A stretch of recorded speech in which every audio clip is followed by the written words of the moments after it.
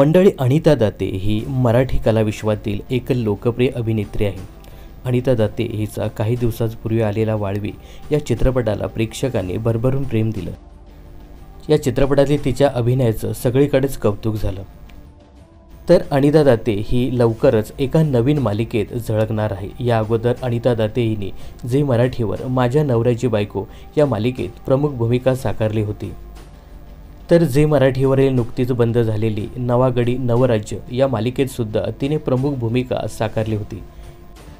झीवरच्या तिच्या या दोन्ही मालिकेला प्रेक्षकांनी भरभरून दाद दिली होती। आता लवकरच अनिता दाते ही कलर्स मराठीवरील इंद्रायणी या मालिकेत झळकणार आहे।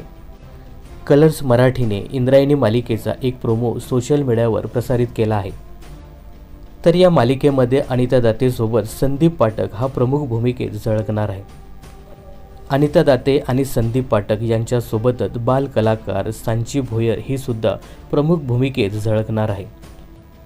सांचीने या अगोदर झी मराठीवरील मन झालं बाशिंद या मालिकेत प्रमुख भूमिका साकारली होती।